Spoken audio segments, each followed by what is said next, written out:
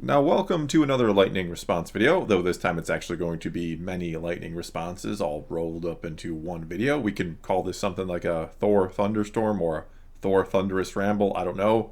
If people end up enjoying this and I do more of them, we can certainly come up with a clever or corny name for it.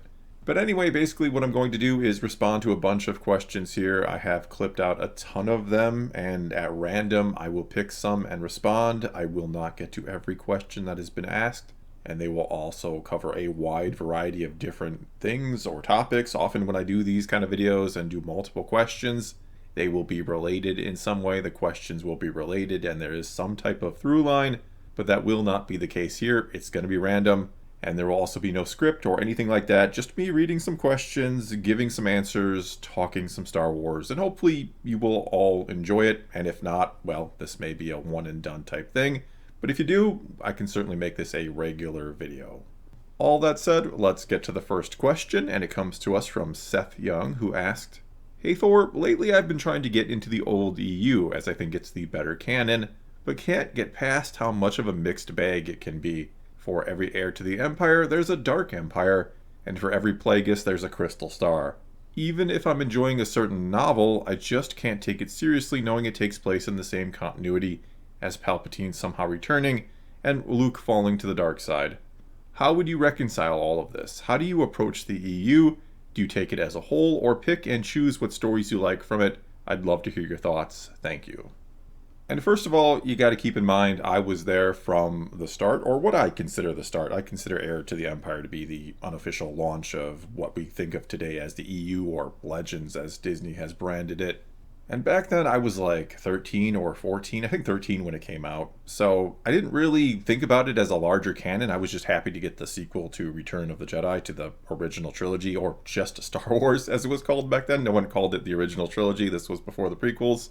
And so I kind of went on the ride as it happened. And it's hard to kind of think of it as how people would look at it today, if that makes sense. How you would get into it today knowing everything. Because again, when I read Heir to the Empire, there's no prequels, there's no Chosen One prophecy, there's no Clone Wars, or what we know as the Clone Wars today didn't exist.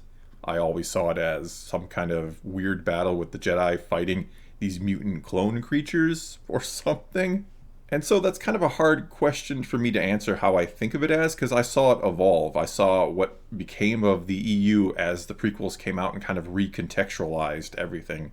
Because the books before the prequels, obviously, again, they didn't know things that the prequels were going to do. So then you kind of see the EU try to adjust to that and make corrections.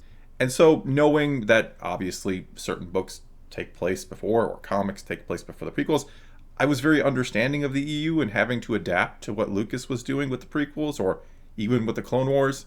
A lot of people hate the Clone Wars animated series because it kind of retcons what was done before with the Clone Wars. I kind of look at it at that point as something separate, or just kind of understood it.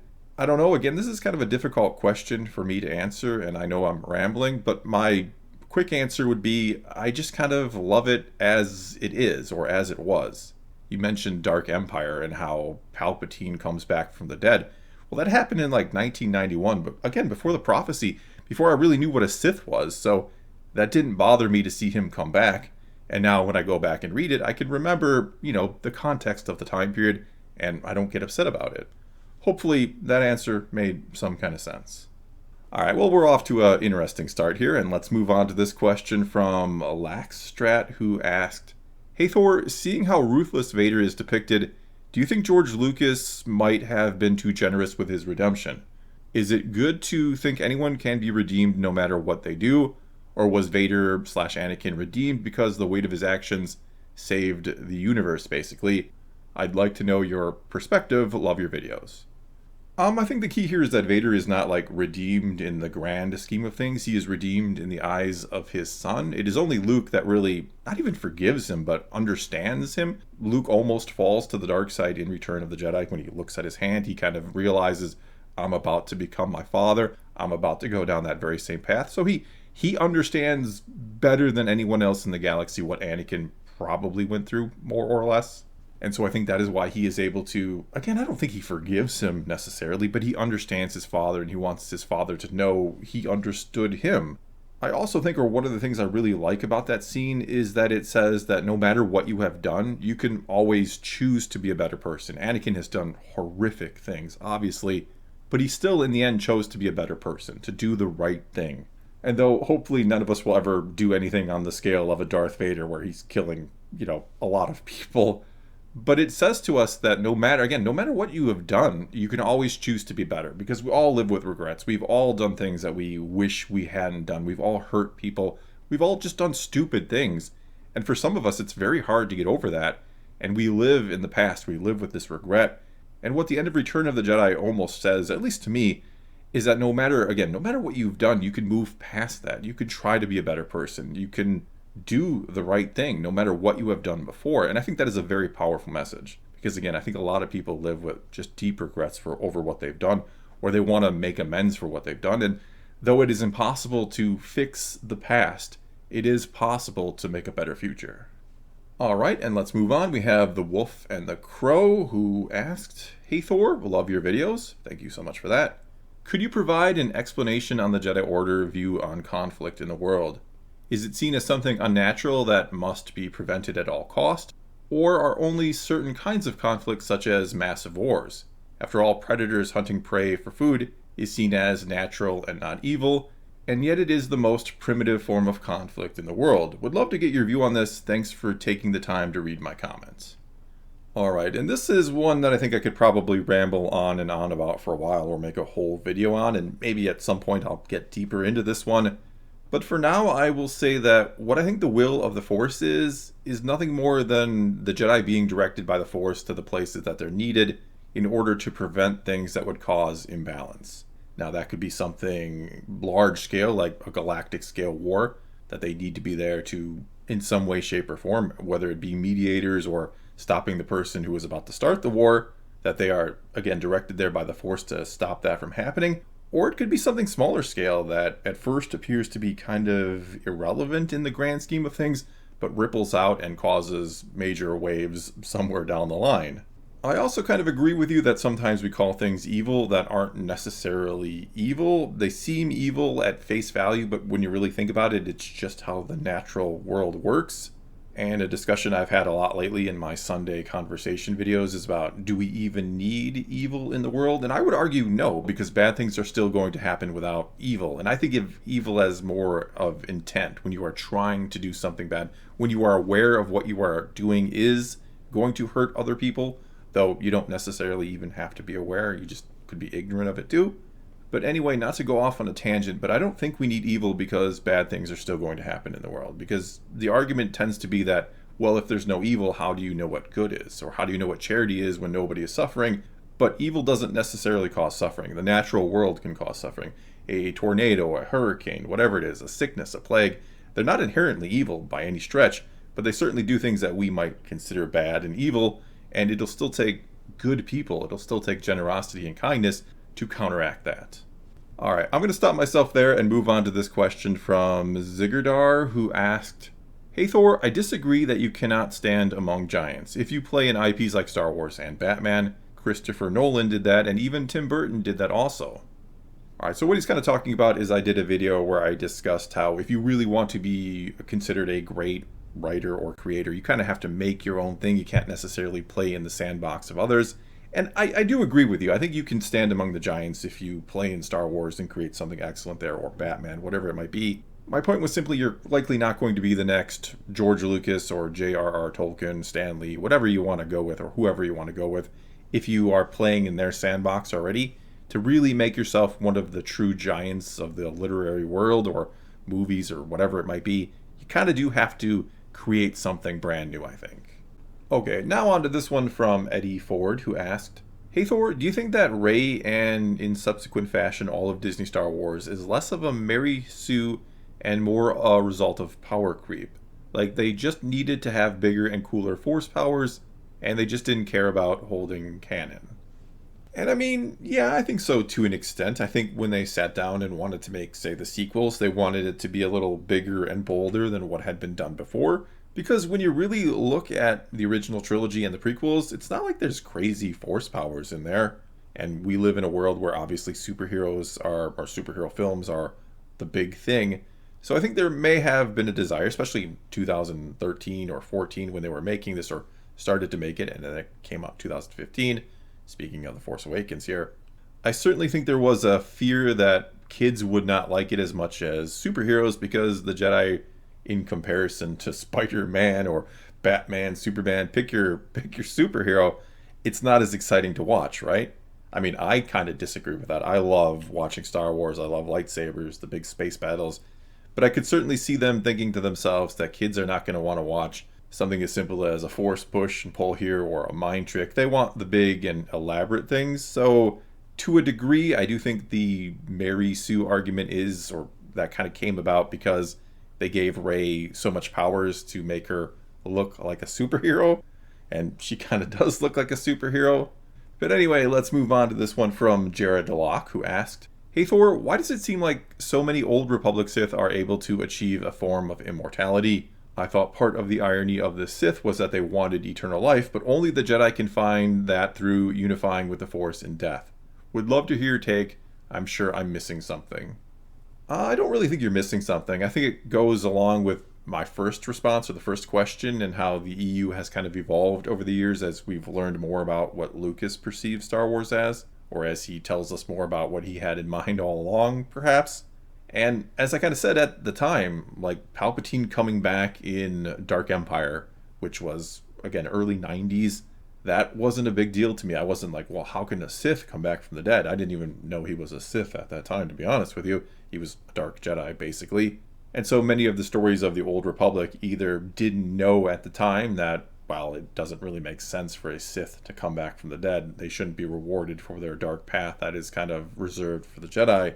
And in some cases, maybe instead of trying to correct course with that, they've just carried on with the Old Republic being its own thing, being a little separate from how Lucas would have looked at the Sith, and them being able to come back from the dead shouldn't be something that happens all too often, if ever.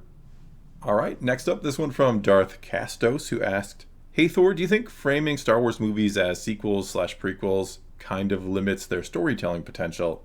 As you pointed out in this video, episodes 1 through 6 told and concluded the Skywalker saga, so continuing with episodes 7 through 9 sets the expectation that the same saga continues. By framing the new movies as their own saga, like New Saga, Episode 1, and so on, Disney could have had more freedom to tell new stories with new threats, not bounded by what was told before. Also, this approach lets you create movies in whatever structure you prefer, and in whatever time period. Alas, Disney being Disney, they ultimately played it safe, giving us a rehash of the same story that was told in the OT, while at the same time destroying the OT and legacy characters in the process. And I agree, if the sequel trilogy was not called the sequel trilogy, if it was the Rey trilogy, if we made it overt from the start, this was going to be more about her than the Skywalker family or whatever else it might be, the original characters, I think to a degree that goes over a bit better because you're not necessarily expecting the continuation of the story of 1 through 6. Though that said, there was no way they weren't going to call it 7, 8, and 9 because that just is going to make more money. Everybody kind of wanted the Skywalker saga to continue, I think, because we hoped or thought they would do it well. We thought it would be a continuation of that original story, not a full-on remake, essentially. But yeah, basically I agree there's no reason to beholden yourself to formats like a trilogy. Make it 7 movies, or make it 2 movies, make it whatever you want, really. There's no reason to continue doing that. I think that, again, especially in hindsight, had they just said this is episodes 1 through 6, this is the George Lucas Skywalker saga, and then moved on and did other things, people may have been a bit more accepting of whatever they chose to do. Not saying there wouldn't still be people like me pointing out how they have messed up the canon and how it's the same story and all these things, but I think again, some are going to be a little more forgiving if they would have just acknowledged that we're doing something new and different and not carrying on directly those first 6 movies by Lucas. Alright, and moving right along, let's get to this one from Xdream, who asked, "Hey Thor, curious on your take on this. I noticed several marketing around the Acolyte not being directly about the show. 2 examples are the ones about Amandla playing violin and her reaction to Hayden sending her a video. To me, this is a sort of red flag, being the show should just be advertised on the merits of the show. Like, I don't mind that sort of video after a show is released to make me appreciate the show more, rather than trying to hype me for something we haven't seen yet. It screams to me, hey, look how likable the person is, watch our show, rather than us liking a person on the merit of their work. Thank you for your videos and allowing me a way to share this point of view. And I do think you're along the right lines of thinking here. I think for sure Disney and Lucasfilm know that there is a very vocal and negative crowd out there who are going to say a lot of really bad things about the Acolyte here before it even comes out. We even have the trailer downvoted into oblivion. And so I think this is an attempt to try to show people who have maybe heard about the backlash, don't really know much about it, but know there are a lot of fans that think this is going to be trash. And they're trying to show you, look, these are just, these are good people who love Star Wars. They play their violin, they appreciate John Williams' music and all this stuff. So I do think to a degree that's what it is, and I don't know that I can blame them for that. I think you went through all the trouble of making this show. You spent $100 million, $150 million on it, maybe more. I don't know what the total is. And so I can understand the Disney Lucasfilm side of things where they're trying to market the show any way possible, knowing and being aware of the negative aspects out there, or the negative crowd out there who are going to pretty much attack it no matter what, let's be honest. I don't really blame them for trying to counteract that any way they can, though I do 100% agree with you. The show does have to stand on its own merits. It does have to be good. And if it's not, I don't think any amount of personal stories about the actors or the people behind the scenes is going to help that or fix that. It's still going to be viewed as, well, not a very good show, right? All right, and let's move on to this one from John Bradham Artist, who asked, hey Thor, really enjoy your videos and opinions. I saw the original New Hope in the theater as a 7-year-old. So Star Wars has always been a huge part of my life and honestly my philosophy of life. I find you get it and articulate it well. My question is, how did Anakin become a Force ghost? Forgive me if you have covered this elsewhere, or if I am missing it in the prequels or one of the series. Please point me to the answer.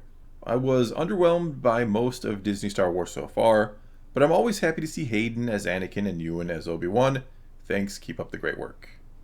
So in the book Return of the Jedi from a Certain Point of View, which is a collection of short stories, it kind of gets answered that Obi-Wan came back to guide Anakin to the other side, to put it very simply, which is an answer I like for the most part. Yes, in the Clone Wars, they kind of make a big deal of how you have to become a Force ghost. There is a story arc in Season 6 about how Yoda needs all this training, that he has to let go of all his fear and attachments and kind of become the perfect Jedi in order to achieve or become a Force ghost after he dies. And obviously Anakin does not go through this training process. He also does some pretty bad things, and you could argue doesn't deserve it. And I think this is really just one of those things where originally the idea was any Jedi who dies becomes a Force ghost. Lucas decided to do more with it in the prequels and so on.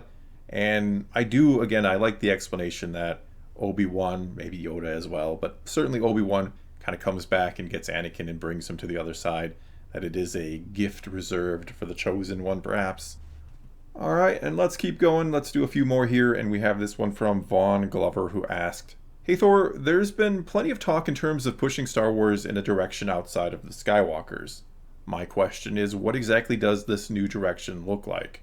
The Skywalkers being the very core of Star Wars is why it's so popular and long-lasting. Also, there's a myriad of new characters and stories to tell in the New Republic era.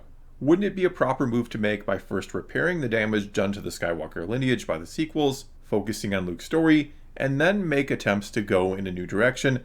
I'd love to get your thoughts on this. And I think the big problem here is that any attempt to sort of fix the Skywalker lineage, or Luke in particular, is going to be seen as an attempt to sort of justify the sequels.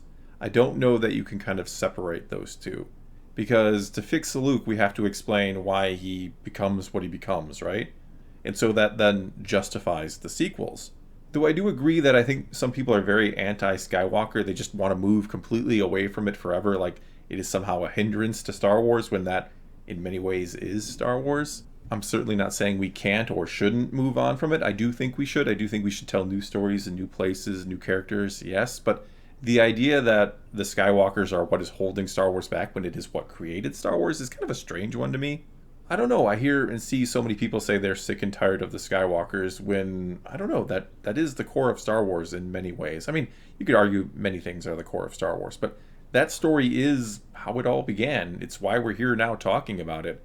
So I'm not sure why so many people seem so anti-Skywalkers, like, let's never do anything with that ever again.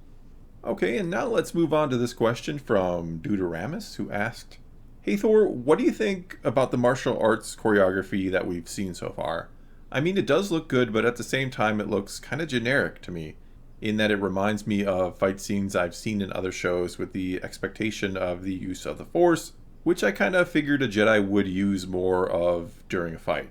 I don't know, still gotta see the first episode, but seeing Carrie-Anne Moss fighting, I just keep thinking back to The Matrix.